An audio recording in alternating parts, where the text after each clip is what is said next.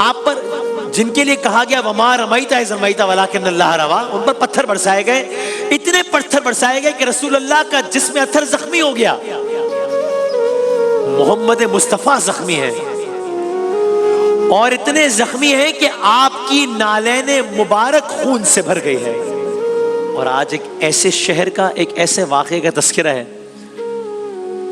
کہ جس کو جب سنیں اور اگر ذرا سا ویژولائز کریں تو یہ نبی کریم صلی اللہ علیہ وآلہ وسلم کی زندگی کا وہ حصہ ہے کہ انسان اشک بار ہوئے بغیر، غمگین ہوئے بغیر، نمناک ہوئے بغیر نہ رہ سکے۔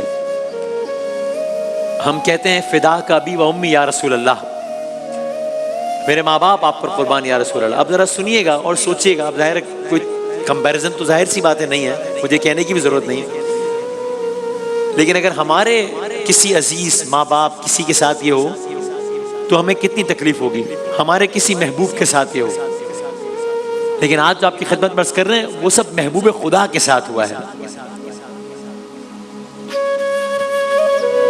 سو اب کیا ہوا کہ سرکار دو عالم صلی اللہ علیہ وآلہ وسلم، جناب ختیجہ جناب ابو طالب کا انتقال ہو گیا، 10 سال ہو گئے، دعوت کو عام الحزن کہہ دیا، اس سے پہلے شیب ابی طالب کی سختیاں۔ اب آپ نے ایک شہر کا انتخاب کیا اور یہ شہر ہے شہر طائف۔ آج بھی جب آپ مکہ مکرمہ جاتے ہیں وہاں سے ڈرائیو کریں تو گھنٹے 1.5 گھنٹے میں آپ یہاں پہنچتے ہیں۔ سو آج کا جو بھی واقعہ ہے یہ بس یہی کہیں ہے، انہی پہاڑوں کے درمیان ہے، شہر طائف میں واقعہ ہے۔ سرکار دو عالم نے اپنے ایک شہر طائف کا انتخاب کیا ہے، مکے سے قریب ہے، صحابی حضرت زید بن حارث رضی اللہ تعالیٰ عنہ کو ساتھ لیا ہے اور وہاں پہنچے ہیں۔ طائف میں 3 سردار بھائیوں کی حکومت ہے۔ جب رسول اللہ نے ان کو دعوت دی ہے دین کی تو انہوں نے وہ رد عمل اپنایا ہے کہ جس کو بتانے کے لیے میں بڑے محتاط الفاظ کا استعمال کروں گا، میں وہ بے ریپیٹ نہیں کر سکتا کہ انہوں نے کیا کیا یا کیا کہا۔ کوئی غصے میں کہتا ہے، تنزیہ کہتا ہے کہ اگر آپ کو، اور انہوں نے اس طرح نہیں کہا، ان کا انداز تخاطب بہت گستاخانہ تھا کہ اگر آپ کو نبی بنایا ہے تو پھر تو کعبے کا غلاف چاک ہو جانا چاہیے، نعوذ باللہ۔ کوئی کہتا ہے کہ حیرت ہے ہمارے اللہ نہ، نعوذ باللہ، ہمارے ہوتے ہوئے آپ کو نبی بنایا ہے اللہ نے۔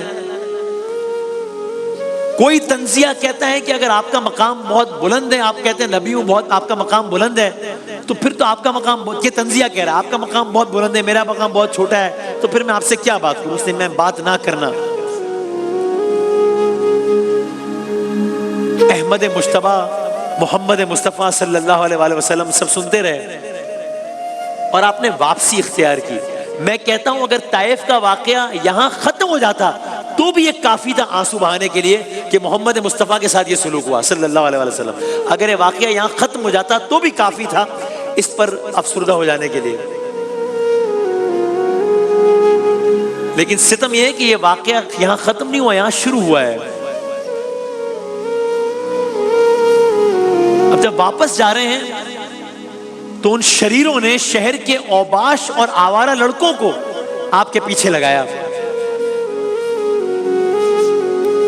اور یہاں وہ واقعہ پیش آیا کہ جس کو سن کے ہر انسان کی روح کانپ اٹھے، کیونکہ یہ ہو رہا ہے محسن انسانیت کے ساتھ، وجہ تخلیق کائنات کے ساتھ، محمد مصطفیٰ صلی اللہ علیہ وآلہ وسلم کے ساتھ اوباش اور آوارہ لڑکوں کو رسول اللہ کے پیچھے لگایا گیا، جنہوں نے آپ پر پتھر برسائے، اور آپ پر ایک پتھر نہیں برسایا گیا، آپ پر جن کے لیے کہا گیا وما رمیت اذ رمیت ولکن اللہ رما، ان پر پتھر برسائے گئے، اتنے پتھر برسائے گئے کہ رسول اللہ کا جسم اطہر زخمی ہو گیا، محمد مصطفیٰ زخمی ہے، اور اتنے زخمی ہیں کہ آپ کی نالین مبارک خون سے بھر گئی ہے۔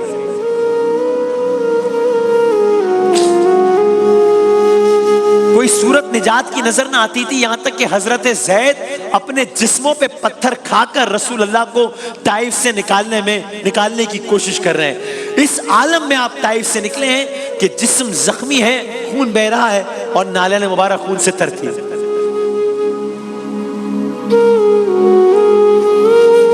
یہی کہیں واقعہ پیش آ رہا ہے، اور اب آپ زخمی حالت میں رسول اللہ مکے کے قریب ایک باغ میں پہنچے ہیں، اس شکستہ حالت میں، اللہ جانے وہ کیا منظر ہوگا، اس شکستہ حالت میں اللہ تعالیٰ نے پہاڑوں کے فرشتوں کو بھیجا کہ رسول اللہ سے کہیں کہ اے محمد صلی اللہ علیہ وآلہ وسلم، اگر آپ ابھی اسی وقت اسی لمحے کہیں تو یہ طائف جن پہاڑوں کے درمیان ہے، ہم اللہ تعالیٰ نے کہا اگر آپ ابھی اس لمحے کہیں تو اللہ تعالیٰ ان پہاڑوں کو حکم دے گا اور یہ پہاڑ آپس میں مل جائیں گے اور طائف ختم ہو جائے گا، یہ قوم ختم ہو جائے گی۔